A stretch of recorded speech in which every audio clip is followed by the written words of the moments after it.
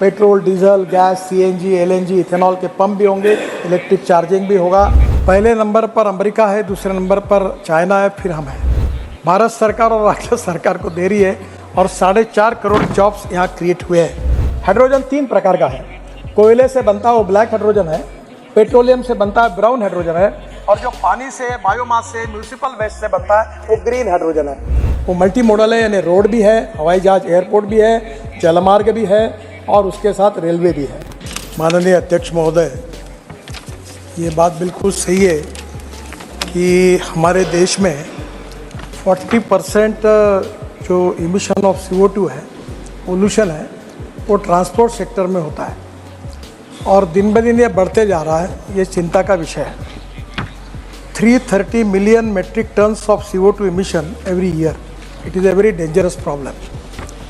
और इसमें से हमारे देश में 85% फ्यूल जो है वो फॉसिल फ्यूल है, जो इंपोर्ट होती है और जिसकी इंपोर्ट की कॉस्ट 16 लाख करोड़ है। तो इकोनॉमिक एंड पोल्यूशन दोनों हिसाब से ये बहुत गंभीर समस्या है।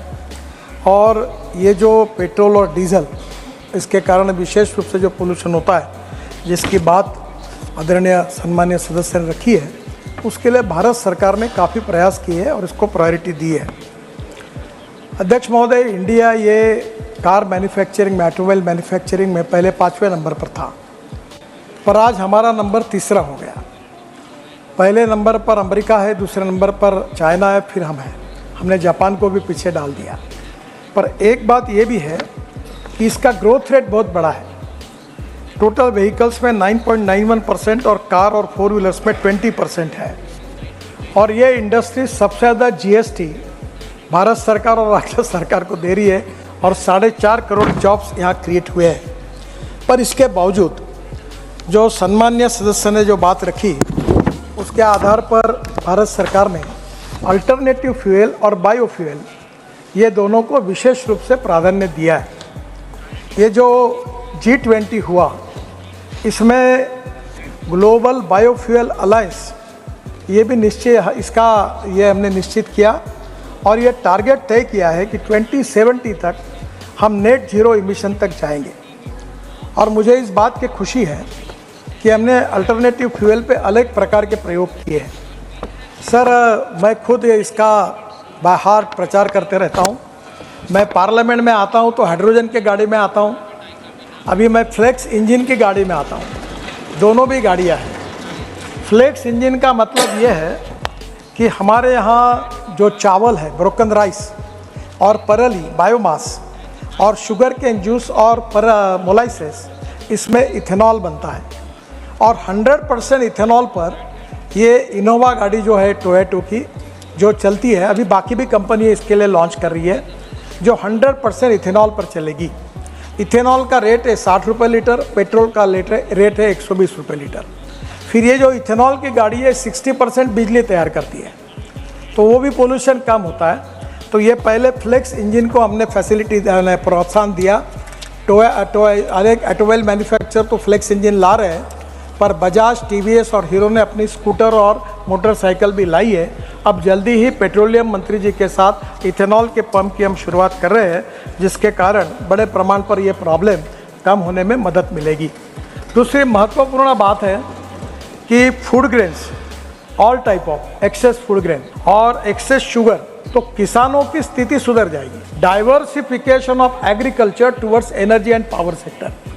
और इस साल ये जो गन्ना किसानों को जो भाव मिले हैं, इसका कारण इथेनॉल की इंडस्ट्री है और इथेनॉल को हम बढ़ावा दे रहे हैं। डीजल जनरेटर हमारे देश में 6 लाख है मोबाइल टावर, और उसके ऊपर जो डीजल जनरेटर्स है वो 8,000, साधारणतः 8,000 लीटर्स ऑफ डीजल, 8,000, ये जो 6 लाख मोबाइल टावर है, ये 250 करोड़, एक को 8,000 लीटर लगता है, 250 करोड़ लीटर डीजल केवल ये जनरेटर आज यूज़ कर रहे हैं। हम लोग 25,000 करोड़ का ये कम करने के लिए जल्दी ही इथेनॉल बेस हम लोग ये लाने की कोशिश कर रहे हैं। जो एग्रीकल्चर में स्प्रेइंग होता है, वो लिथियम आयन बैटरी पे ड्रोन चलता है, वो भी फ्लेक्स इंजन लाने की कोशिश हो रही है। इसके अलावा मैं आदरणीय सदस्यों को ये विशेष रूप से कहूँगा कि हमने बायोमास से, परली से बायो सीएनजी और बायो एलएनजी को बहुत प्रोत्साहन दिया है और इसके कारण शुगर मिल वेस्ट जैसे प्रेस मड है, cotton straw, wheat straw, rice straw, bagasse और परली राइस स्ट्रॉ।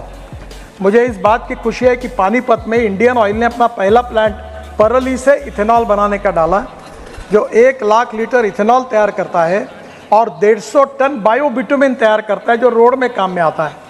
हमें 80 लाख टन बिटुमिन लगता है, 30 लाख टन हम इंपोर्ट कर रहे हैं। तो ये जो परली जलाकर जो प्रदूषण होता है, इसके बजाय बायो बिटुमिन बनेगा और वहीं अब बायो एविएशन फ्यूल बन रहा है। जो हवाई ईंधन है उसमें भी 1% डालने का प्रोविजन वर्ल्ड लेवल पर हुआ है और ये भी ईंधन देश में बनेगा। मुझे विश्वास है कि आने वाले समय में ये ग्रीन हाइड्रोजन ये फ्यूचर का फ्यूल है।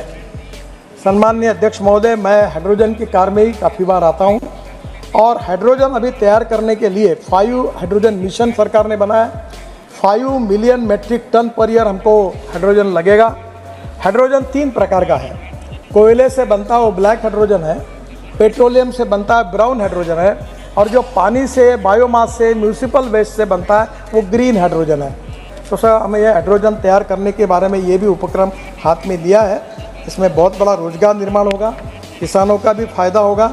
अभी इसका रेट 300 रुपये पर केजी है, क्योंकि इसके कॉस्ट इलेक्ट्रोलाइज़र से बनता है, 50 यूनिट पावर लगती है।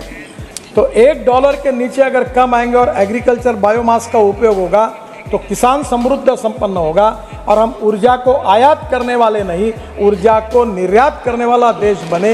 यही हमारे प्रधानमंत्री जी के नेतृत्व में हमारी महत्वाकांक्षा है और इसीलिए ये जो विशेष रूप से ये जो ग्लोबल अलायंस हुई है G20 में, इसके लिए प्रयास कर रहे हैं। एक जो बात उन्होंने कही कंस्ट्रक्शन इक्विपमेंट की, वो भी बहुत पोल्यूशन करता है। 2 दिन पहले हाइड्रोजन पर चलने वाला JCB लॉन्च किया है और जल्दी ही अब कंस्ट्रक्शन ट्रक में, बसेस में हाइड्रोजन आएगा। इसमें इलेक्ट्रिक का तो अल्टरनेटिव फ्यूल में इलेक्ट्रिक पॉपुलर हो गया।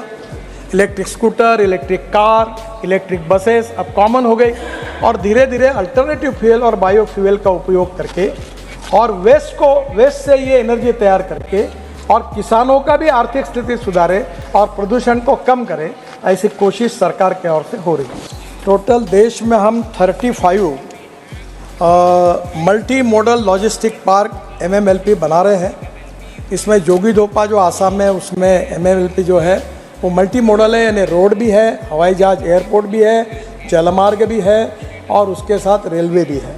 Petrol, diesel, gas, CNG, LNG, ethanol के पंप भी होंगे, इलेक्ट्रिक चार्जिंग भी होगा और वहीं के विशेष रूप से वहाँ लोग रुक सकते हैं, इसे एंटरटेनमेंट की भी व्यवस्था होगी और ये इस प्रकार की दोनों योजनाओं का क्रियान्वयन करने की कोशिश होगी।